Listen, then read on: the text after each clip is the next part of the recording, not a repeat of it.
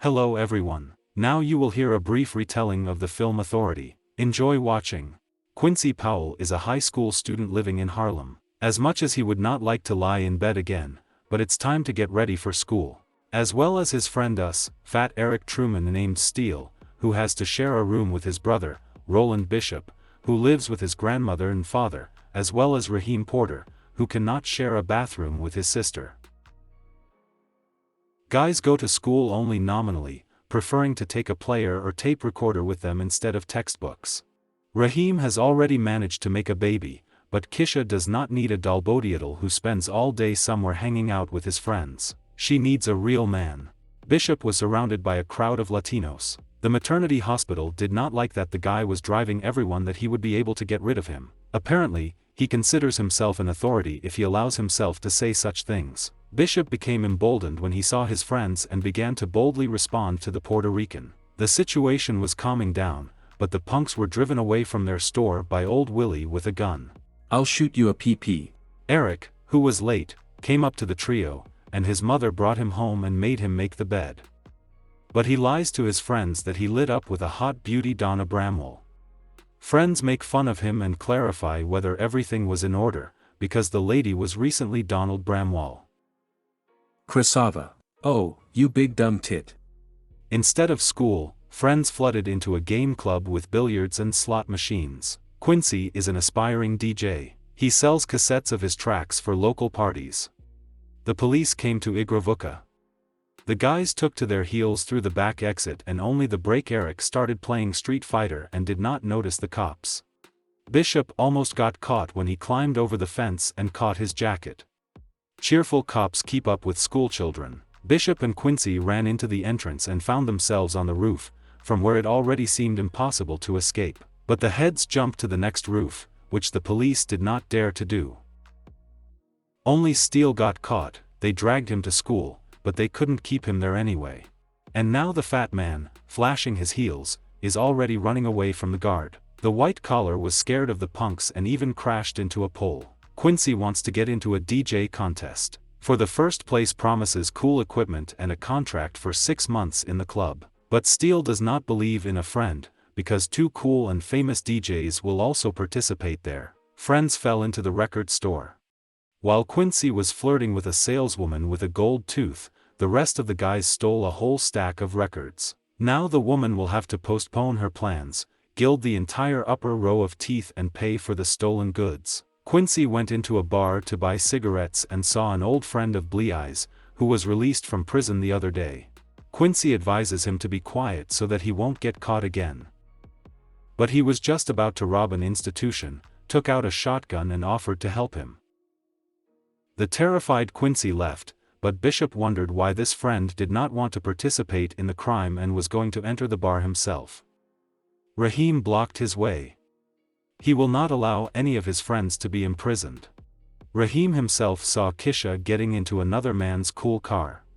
What should he do? He doesn't have the money for such a car. Friends know that if you want to devour, you need to go to Steele. He always has a full refrigerator. However, Puffy does not know how to cook at all. Bishop tells his friends that they have to take life into their own hands. Steele laughs, because he himself can't even walk around the block in peace, so as not to get a star from Rodimus. Suddenly, a report began on TV about a 20-year-old robber who died during a shootout with the police. It was their comrade Near. Bishop saw the maternity hospital gang harassing a passerby. He doesn't like that they have to run away from the punks, from the cops, and even from the damn old man to Willis when he pulls out his gun. And they don't seem to be a team of athletes. That's just the authority you need to earn, Quincy said. Bishop thinks Breeze died because they didn't cover him up then. But according to a friend, in that case there would be 5 dead blacks instead of 1. Friends quarreled and broke the vase, which made Steele very angry. Raheem tried to resolve the situation and reconcile his friends, but the tension remained. Quincy has a mistress Yolanda. Her ex-husband was just in the apartment and he had no idea that this sucker was now with his ex.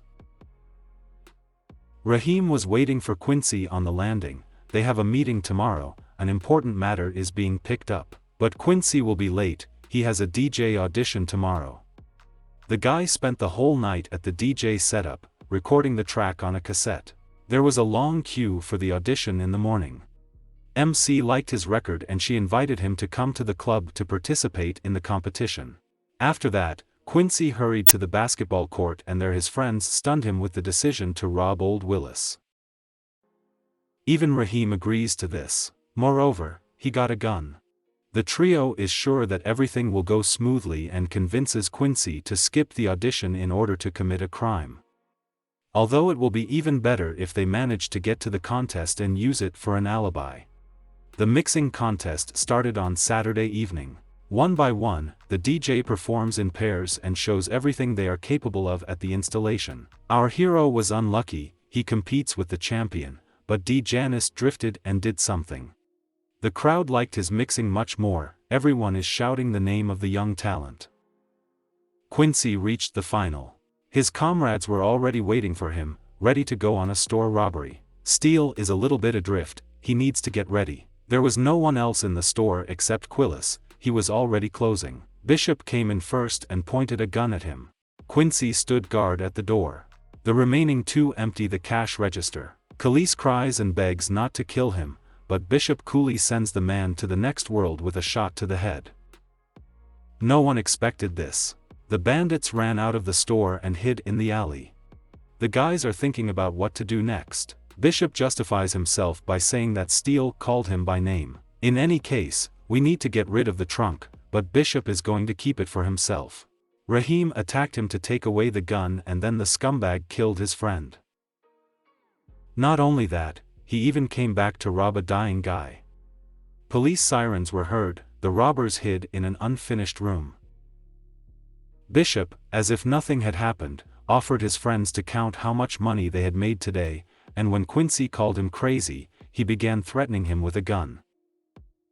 Steele began to cry, and Bishop assures that if he is swept away, they will be with him. And Raheem himself is to blame, there was nothing to snatch the gun from him. If someone doesn't like it, then he will deal with them right now. And now it's time for them to go back to the club. Bishop forces his friends to leave the room by pointing a gun at them. He hid the gun right there, under a brick. Quincy tries to come to his senses before the finale, but he only thinks about his dead friend. The DJ didn't even have time to perform, because the cops came to the club and swept up the whole trio. Detectives want to ask them a couple of questions about their dead friend. They were interrogated at the police station. Each of the students is treated differently. For example, he communicates with Bishop as with a friend, and the flooring is constantly pressed and threatened by him. They brought him to tears and trotted a little. But no one confessed, and Bishop even tried to turn the tables on the Puerto Rican gang. All three were released. Only Steele and Quincy came to Raheem's funeral. They admit to each other that they are scared. When Quincy was comforting Raheem's sister, Bishop came up to them. The girl says that the police have no leads or witnesses in her brother's case. The scumbag promises Raheem's mother that he will find the killers, because he was one of his best friends, practically a brother. Quincy can't believe his eyes and ears. The DJ received a tape recorder as a consolation prize for second place in the competition. He missed his chance. Quincy asks his younger brother to lie that he is not at home if Bishop comes to him or calls. For this, he will give him a tape recorder, which only irritated the DJ's eyes. Finally, Quincy showed up at school. His textbooks had already become covered with dust. It was there that Bishop waylaid him and asked him to forget about what had happened. And there's nothing to hide from him. They have to be a team so they don't get scooped up. But then Bishop quickly turned back to threats. He doesn't give a fuck about him and Raheem. Quincy needs to be afraid of him, not the cops or anyone else. Due to nervous tension, Quincy breaks down on Yolanda.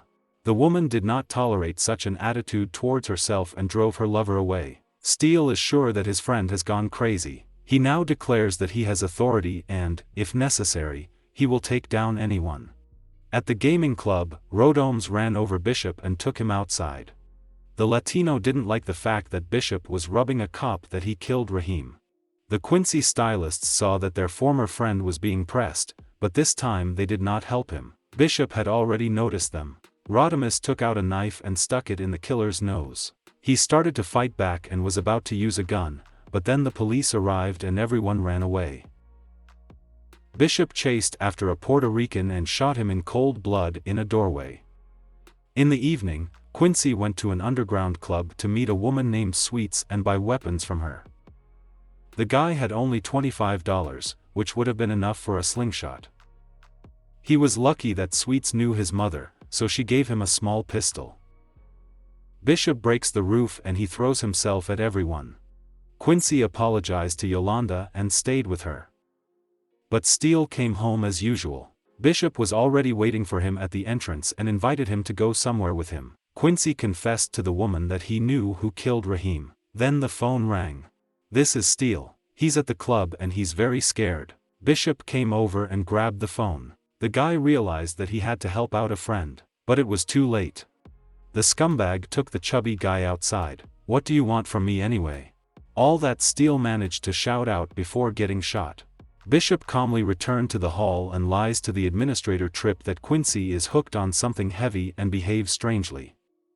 He could do something to Steele or to him, and if he had to defend himself, he would shoot Quincy. The DJ himself first looked into the club, and then at Steele's house. He's nowhere to be found. It turned out that Steele had survived. The wounded guy staggered to the road and lost consciousness. The ambulance took him away. For some reason, everyone around whispered when they saw Quincy. The guy took to his heels. Now the police are looking for him. Quincy hid in Tripp's back room. The latter, having discovered the uninvited guest, informed him that he was suspected of all the recent murders in the area. Quincy asked Tripp to tell Bishop that he wanted to meet with him one-on-one today and immediately paid for this service. The guy avoids the police, and being scared, he almost shot a homeless man. This made him decide to throw the gun into the river. Yolanda is working at the hospital and saw the wounded Steele.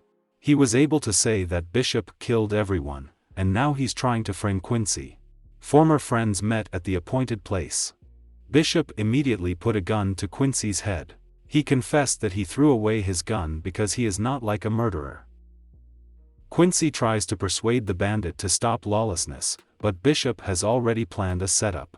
Allegedly, his friend wanted to kill him, like the others, but he was able to take away the gun and shoot Quincy. In short, self-defense. But Quincy is not going to die. A struggle ensued.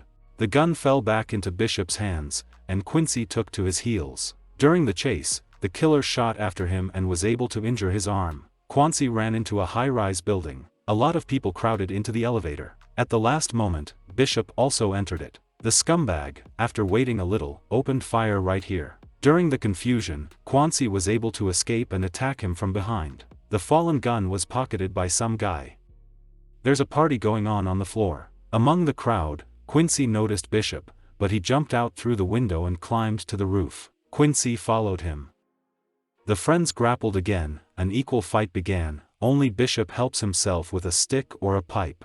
During the struggle, the scoundrel threw himself over the ledge of the roof. Quincy tried his best to hold him with one hand, but he couldn't and Bishop fell down. A whole crowd was watching the fight. One of the guys stopped Quincy and said that he now had authority.